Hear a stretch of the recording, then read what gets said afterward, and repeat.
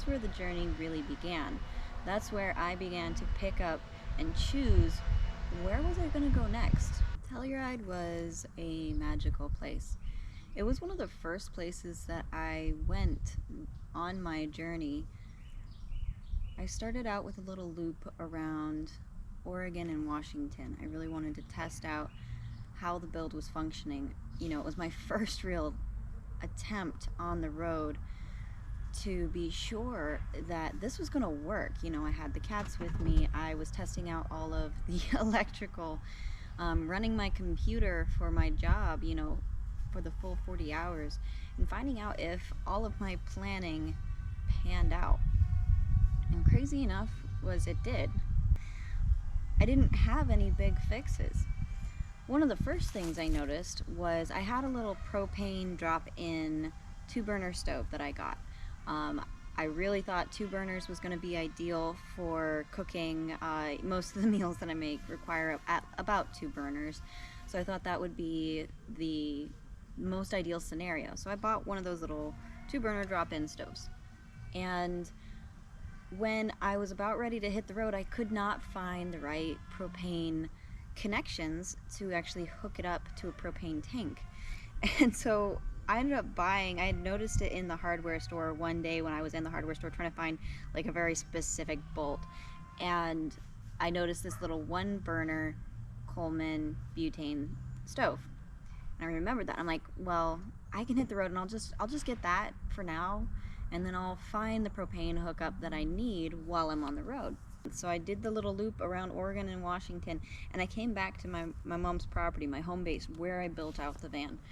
And I ripped out that propane stove because in that entire month on the road, not once did I use it because, number one, I never found the right propane fittings. I'm sure they were there somewhere and I just didn't recognize them. But in that time, I used that little 1-burner butane stove and I was happy as can be. But I came home and I ripped out that propane stove and I installed a little countertop instead. I ended up making some changes, just really small changes around the van. And then I hit the road again, and this time for good. And I haven't been back to my hometown since. And from there, I was beelining to Moab, Utah to find my friend who was having her baby shower. She lives in Moab. And so Moab was my first stop to make it to that baby shower. But from there, that's where the journey really began. That's where I began to pick up and choose where was I going to go next. And I didn't have anywhere I had to go. And that was the moment the journey really started. When I was in Moab, I had some mail delivered there, and a lot of people ask about my mail, and I use a system called Anytime Mailbox. And how it works is I have an actual physical address that they give me that I can have mail sent to. It doesn't work for my driver's license. It does work for my registration, and it does work for my taxes. And so all of my mail goes to this mail service. They can, when they receive it, they send me a notification. I get an email. And when I receive that email, I open it up, and if I recognize who it's from or what it is, I'll choose what is done with it. And you can have it shredded, you can have it forwarded, you can have them open it and scan it for you. If it's a check, they can deposit it. I've never used that service, but there's options. And one of the things that I had sent was I had spent literal months looking for a very specific map design. I'm a visual designer, a graphic designer, I illustrate, so I have really specific taste when it comes to some of these things. And I was looking at all these different maps online and I didn't like any of them, but I wanted a way to showcase my travels, where I've been, and kind of project out where I thought I would go. And so I had finally found one. It took me months, and then I found one that was the visualization that I wanted. I could have made it myself, but maps are hard to make. And so I found the one that I wanted, and I ordered it, and I sent it to my digital mailbox, and then it waited there for me to figure out where I was going to be next. And the main place that I could receive mail was going to be Moab, so I ended up having it forwarded to Moab. And though my mailbox service is amazing, USPS has not been, and every single time I've had like a large package forwarded, it's taken far longer than the amount of time it was supposed to take. So I ended up staying in Moab a couple extra days waiting for that to show up. But once it did, I sat down with this map in my lap and I really was like, how can I hit all of the lower 48. I want to drive, even if it's just passing through a little corner, I want the van to drive through all of the lower 48. And I took a little blue string and some pins, and I pinned out a very like a very vague route of like, this will take me through like every single state. And that's where it started to come to life, where I started to see what my journey might look like. And I started to learn some geography that I never learned in the American school system. Thanks. For example, I thought that Colorado was north of Utah, and it wasn't until I looked at that map that I realized it was next to Utah. So that might give you a little bit of insight into what my education was like growing up. Actually, boarding school was amazing, but geography wasn't one of the classes I took. And the classes I had at my school in Oregon, we'll just say they weren't ideal. So I'm looking at this map. I'm literally learning some of American geography as I stare at it. And I knew the first place I wanted to go after Utah was Colorado, because the reason why I'd wanted to go to Colorado was so that I could head north. I wanted to get to colder weather, and Moab, Utah was so hot. It was absolutely miserable for me and for the cats, and I spent the entire time stressed out for the cats, and I ended up having them stay in my friend's house because it was just too dangerously hot there. And I didn't want to be around any weather like that. So when I saw that Colorado was next to Utah, I'm like, is this actually going to be better? But of course, elevation makes a big difference. And so I ended up pulling up a map of Colorado on my phone and being like, all right, what's the weather look like for the next 10 days? And there was this town called Telluride that was supposed to be 70 degrees for the next 10 days. I'm like, I feel like I've heard of Telluride. Like, I didn't know anything about it, literally knew nothing about it. But I'm like, I think I've heard of it once or twice. I'll go there. I'll go to Telluride. And so after I left Moab, that's what I did. I just headed straight to Telluride. And my goodness, it was one of the best decisions I ever made. And I had no idea what I was in for. Telluride was really the first leg of the journey where I got to figure out my own pace and start to work out some of the quirks of what it is to live on the road. By the time I got to Telluride, it was, a month and a half into my journey, and I had no idea what I was doing. It really didn't seem to be anywhere good for me to go park. When I pulled up iOverlander, I was super disappointed. I was going to this place expecting to spend at least a week there because I needed to stay somewhere the cats could stay cool and that I could get my bearings, figuring out if I had enough phone service for work, and just like bringing all of the pieces together for my first real like solo piece of the journey.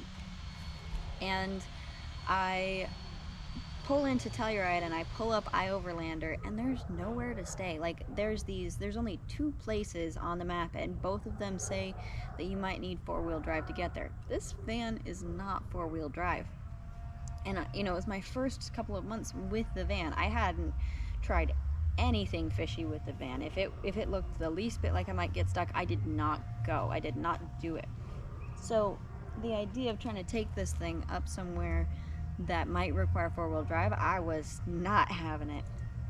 But by this point in my journey, 9 months later, I'm a little bit less sensitive with the van. I've got some good ideas of what it can handle, what it can't handle. But at that point in time, I was pretty nervous. So, I get to town. I spend the first night street parking, which you're not actually supposed to do. There's signs that say, no sleeping in your vehicle or something along those lines. So I wasn't supposed to stay there. But I covered up all my windows and I slept there because I needed somewhere to stay. And the next day I did some wandering. I checked out the town and it was gorgeous and I just really liked it there, and I didn't want to leave quite yet. So I started just driving around. I had noticed on my drive in that there was this road that kind of branched off up into the mountains that looked paved, and I'm like, I'm gonna go check that out and see what's up there. So I head up this little windy road and I find this little pull out, and I'm trying to see if it's somewhere I can stay. So I pull into it, and it's actually a hiking area. It's a parking area for people that can go up and hike this beautiful trail on this hillside. And I pull in and I'm looking around trying to see if there's any signs, and unfortunately I see a sign that says no overnight parking, and I'm like, shit, another place down. I'm not going to be able to stay here. And this family comes up and starts chatting with me about the van. And apparently they know the area a little bit, and they're like, yeah, actually, if you drive to the end of this road that we're on, go all the way to the end, there's going to be this flat graveled area, and that's where all the nomads go to stay. I'm like, okay. And I was brand new to the road. I hadn't stayed anywhere where there were really other nomads. Like, what kind of space are we talking about here? So I'll go check it out. So I got back into the van, and I drive on this road, and I'm driving for a good little bit, and I'm starting to think to myself, did I head down the wrong road? I'm not very good at directions. I use my maps like the gospel. And so I head to the end of this road, and then it hits this pretty rough dirt road, but it's not bad. Like, the van handled it fine. And then it starts to open up, and I start to see all of the nomadic vehicles, RVs, Airstreams, tents, people in these like overlander vehicles, vans. And it's this wide dispersed area at the top of a mountain, basically, where it's not a parking lot exactly. It's this dirt and gravel area, huge potholes, big old mud puddles. But along the edge, you're peering out over the mountainside and into this great ravine, and it is beautiful beyond all words. And so at this point in time, I have my fingers crossed. I'm like, obviously people can stay here. It's a beautiful spot, but do I have phone service for work? And lucky for me, I had exactly one bar in exactly one place on the mountainside. Like, if I parked 5 feet in any direction, I did not have phone service. But that one bar, that's where I learned that one bar was really all I needed for the job that I had. Working as a lead visual designer, I upload a lot of like dense files, big files, and so the ability to have reliable internet's pretty essential. You kill it mid upload, and that can sometimes kill the whole process. Luckily, technology has gotten to a point where sometimes when it pauses there, it does resume, and you don't have to start all over. But that was where I learned that one bar was really all I needed. And that's also where I decided to actually sit down and install my booster. Up to that point, I'd have been in phone service areas where I didn't need my booster, and I hadn't installed the MoFi router or the booster. It was one of the things where I was like, I can do it on the road, I'll figure it out when I hit the road.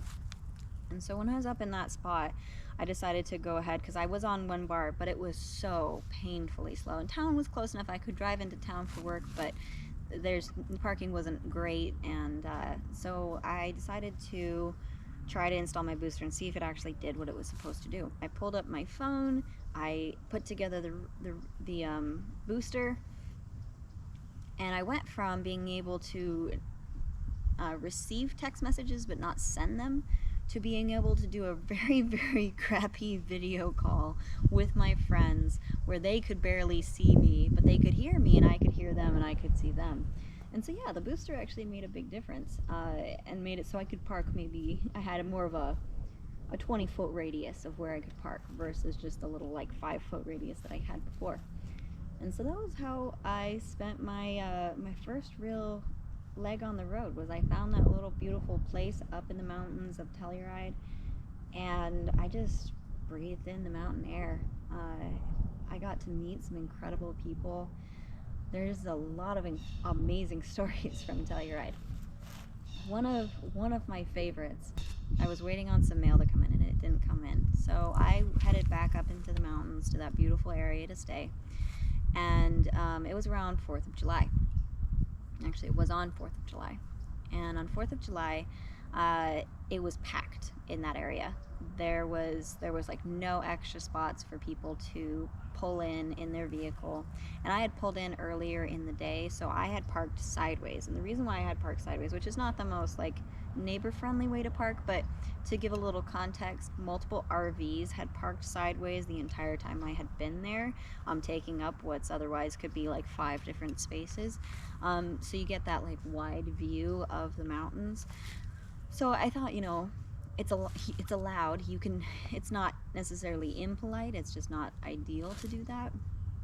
But it was really, really packed. And so as people were pulling in and pulling through, I kept my eyes peeled, thinking to myself, maybe I'm going to switch the orientation of how I'm parked. And the reason why I had parked sideways is because I had people with unleashed dogs on either side of me. And I have my 2 cats with me that travel with me, and they need exercise just as much as the dog does. And they can stay cooped up in the van for 2, maybe 3 days and be fine.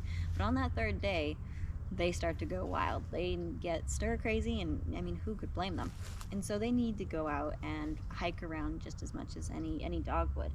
And so I popped my doors open with the van sideways because it took me into this little like ravine spot into the hillside where the cats could traverse from the van and down into the tree line without really being spotted by the dogs on either side. And most of the time, nomadic people's dogs are they're about as good as they get. They're usually really relaxed and handled well. And a lot of them aren't all that interested in just taking off after a cat or a deer or whatever. But you know, some of them are. You don't know what you're going to get. And so I opened up the barn doors on the van, popped it open so the cats could run back and forth. And at that point in time, it was evening. The cats had been brought back into the van, and I was no longer like utilizing that space. And so as people were pulling in and checking out to see if there was any more spots left, I was keeping my eyes peeled for anybody who might fit the spot next to me if I were to turn my van. So this truck with a little RV comes in, and there really wouldn't be very good space there for them, but it's better than nothing. So I like waved them down, like, hey, do you want to park next to me? And they're like, no, we actually have friends coming in after us, and this just isn't going to work for both of us. And so they drove on through. About half an hour later, I'm sitting on top of my van, by the way. I made a little space up there that I can sit in. About half an hour passes, and this little truck, just a little dark truck, pulls in, and scrawled onto the windows is "just married." And I see them drive past and keep going up the mountain. And I'm thinking to myself, you know, they're a really small vehicle. They should be able to find a place to park. You know, that bigger RV, they probably are going to have trouble, but this little small truck, they're going to be fine. So I didn't wave them down. But then a little while later, they had turned around and they were coming back because they hadn't actually found a spot. I'm like, oh, okay, well, if they didn't find a spot, I'll offer it. So I wave them down again, and I'm like, hey, I can turn my van and you can park next to me. And they were so grateful. So I pull the van around and I back in, and they pull in right next to me. And I thought that would be the end of it. But then they kind of like come over because I'm, you know, hanging out around in the van, doors open. They're like, hey, would you like to come over for some wine? And it was this couple, and they are such a beautiful couple. We're still friends. It was this couple who had just gotten married. They had like a destination wedding, and they were driving their way back up to the Pacific Northwest where they're from, and doing like a road trip along their way as their honeymoon. And so they gave me a glass of boxed wine, and I sat on the tailgate of their truck. They had like a little truck tent set up, and we shared some wine. And every little bit I'd be like, all right, you know, thank you. I didn't want to, it's their honeymoon, you know. I didn't want to be that person that's in the middle of somebody else's personal time. And so I kept trying to excuse myself, not because I wasn't enjoying myself. I was having a great time talking with really just beautiful people.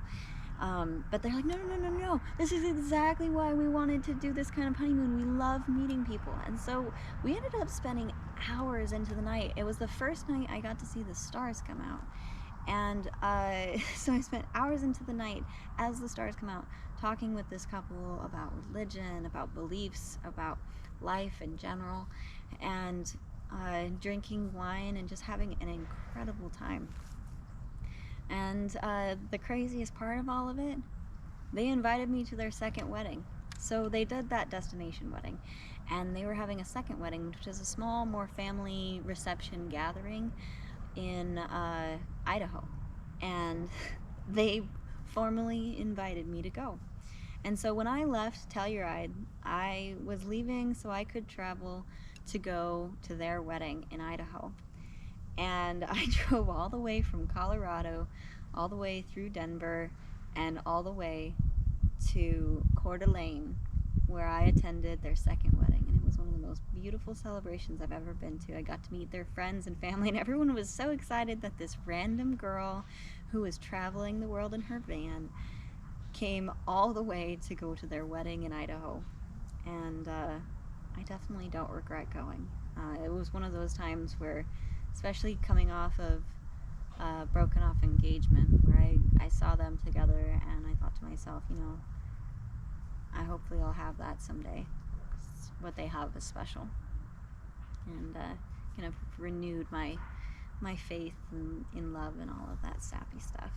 So there's more stories from Telluride, but that's story number 1.